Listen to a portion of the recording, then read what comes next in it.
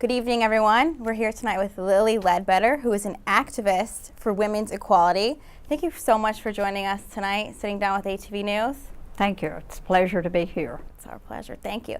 So let's go into some background. You started off working at Goodyear for a number of years, and you were in a supervisor position with 3 other men and working a number of years, and it didn't come into your attention until someone dropped a note into your mailbox about the pay that each of you were receiving.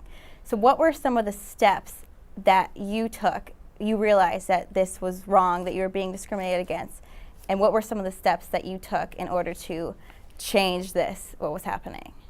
Well, I knew immediately when I saw those 4 numbers because it was our base pay, me and 3 white men.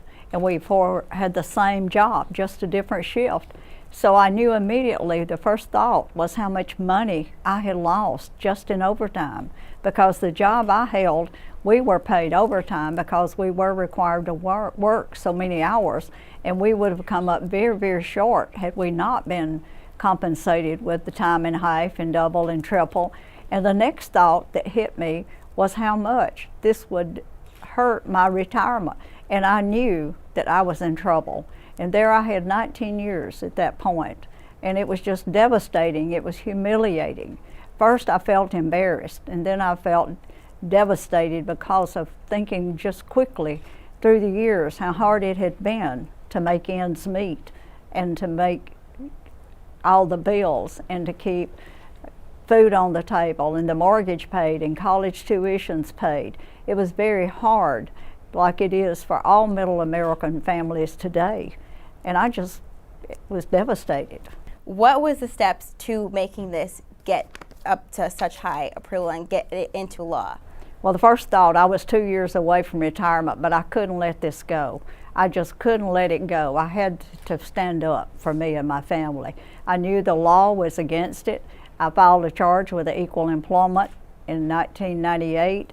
I got an attorney in 1999 because I was found to be able to sue and carry my employer to court for the discrimination.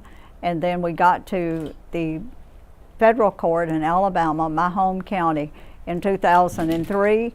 I won a case, $3.8 million. Of course, Goodyear appealed, went to the 11th Circuit, and then we appealed, and we were heard in the Supreme Court in 2006. The verdict came out May of 2007. And what those 5 justices did that ruled against my case, they changed the law. And Justice Ginsburg challenged Congress to pick it up. Said the ball is in your court. It's up to you to change this horrible, horrible decision and to change it back. And only Congress could do that. And when that ball went to the Congress and they picked it up, Lilly went with it. And I lobbied, I testified twice before the House, I testified twice before the Senate, and I came to Washington numerous times in 18 months period to lobby for the Ledbetter bill. And we would go into each Congress in the House and in the Senate to make visits and get support. And what I like about the Ledbetter bill, one of the things that I'm so very proud of, I know beyond a shadow of a doubt it helps young people today if they've been discriminated to file their charge and have their day in court. But one thing that I'm very proud of, this bill was sponsored, co-sponsored by Republicans and Democrats. It was passed into law by Democrats and Republicans and then signed by a newly elected Democratic first time ever African-American president. I mean, this bill has so much historical value besides the meaning of it, because President John F. Kennedy had signed the Equal Pay Act in 1963. It became 50 years old this year. Wow. Yeah. After all this hard work, the years of dedication that you went through, what was it like being in the office, seeing President Obama sign this, and it was the first law that he signed? What was that like? What was the feeling like? Can you take us through how that felt? It was just an awesome feeling because that room was packed that day with all of the supporters, the women's groups, men, lawyers from around the country. They had lobbied and written letters, and we were all there for that historical event. And that was an amazing event. When you think about it in Washington, that's an amazing time to have a bill passed and signed into law in 18 months. And it's very rare to name them for an individual too. So there was a lot of history being made even that day. It was so meaningful, and it was just unreal. It was almost like an out-of-body experience to say, because it was so exciting to look around the room and know the young people in that room, and even the men that was there. They understood because they have mothers and they have wives and they have sisters and daughters, and it's important. So many men have said to me, I am so grateful for what you did, because I have 3 daughters. Speaking of your daughters and your granddaughters, what do you hope to see with the future generation? What progress do you hope to see being made, continuing for women's equality?